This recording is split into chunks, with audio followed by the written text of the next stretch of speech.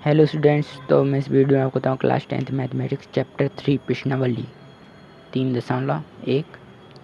ये 2023-24 का क्वेश्चन है। 3.1 का प्रश्न 3 का पहला। अगर आपने पहले वीडियो नहीं देखे तो पहले जाकर देख लीजिए, जिससे ये और अच्छे से समझ में आएगा। तो क्वेश्चन दिया हुआ 3x अनुपातों a1/a2 b1/b2 और c1/c2 की तुलना कर ज्ञात कीजिए कि निम्न रैखिक समीकरण युक्त संगत हैं या असंगत। ये सब हमें जानने के लिए सबसे पहले ये वाली सारणी याद करनी पड़ेगी। पहली कंडीशन होती है तो संगत, दूसरी संगत, तीसरी तो असंगत। तो इसके बाद हम सबसे पहले क्या, इस साइड हमें कोई सी संख्या नहीं रहनी चाहिए। ये जो संख्या है ना, ये सब यहाँ पर 0 रहना चाहिए। 2y तो 5 का पक्षांतर कर लेंगे तो -5 और 0 बचेगा। यहाँ पर 0 ही बचना चाहिए, बाकी संख्याओं का पक्षांतर कर दो।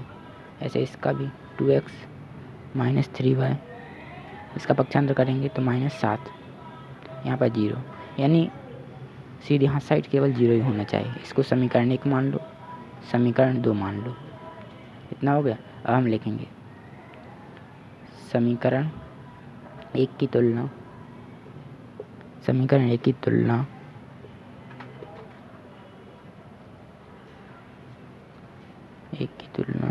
यहाँ पर नहीं लिखता हूँ।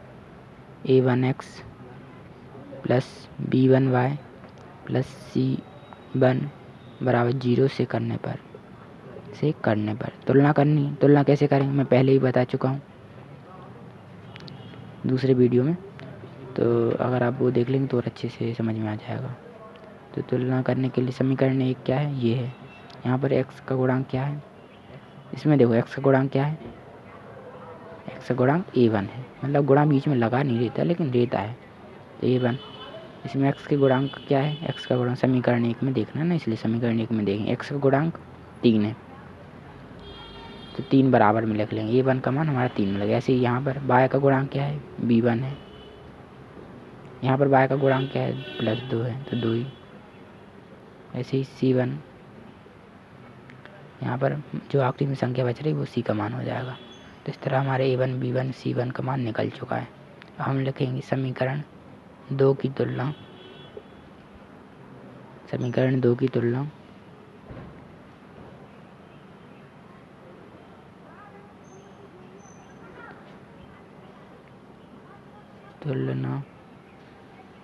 a2x plus b2y plus c2 बराबर, यहाँ पर भी c1 लिख लो, c2 लिख लो, सॉरी c1 है वो c1 लिखना वहाँ पर। c2 से करने पर ऊपर वाले वो c1 थे, c2 लिख दिया मैंने, आप c1 लिख लेना। तो करेंगे तो क्या होगा, इस समीकरण से करना इसकी तुलना। तो यहाँ पर x का गुणांक क्या है, a2 है तो a2 लिखेंगे, बराबर लगाएंगे। समीकरण 2 में x का गुणांक क्या है, समीकरण 2 में x का गुणांक 2 है तो बराबर 2 हो जाएगा। ऐसे ही यहाँ पर y का गुणांक b2 है तो b2 के बराबर क्या हो जाएगा, जो समीकरण 2 में y का गुणांक क्या है, -3, चिन्ह भी देखना पड़ता है, -3। ऐसे ही c2, इसके बराबर जो आखिरी में संख्या बची है वो -7 बचा है, इसलिए ये। तो अगर आपको जहाँ समझ में नहीं आया तो मुझसे पूछ लीजिए कमेंट में।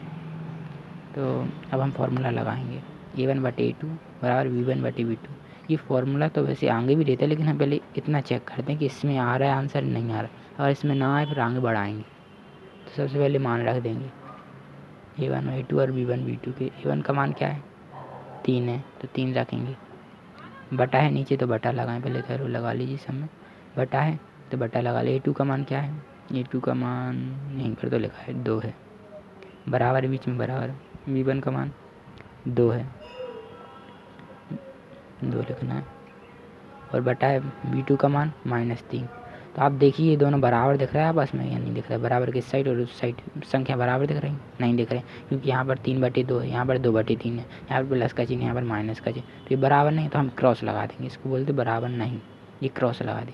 अब देखिए ये वाली कंडीशन कहाँ, कौन सी कंडीशन है, आप बगल में देख लीजिए, ये पहली वाली कंडीशन शो हो रही है, इसमें होता है संगत। जब ऐसी कंडीशन शो हो a1/b2 बराबर नहीं है b1/b2 के, तब ये संगत होता है हमारा। आपको ये तीनों कंडीशन याद होनी चाहिए। तभी हम आगे कर पाएंगे।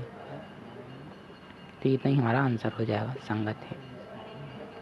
तो आपको ये सारणी याद होनी चाहिए। और अगर आपको वीडियो पसंद आई तो चैनल को सब्सक्राइब, वीडियो को लाइक ज़रूर कीजिए, जिससे आने वाली वीडियो का आपको पता चल सके।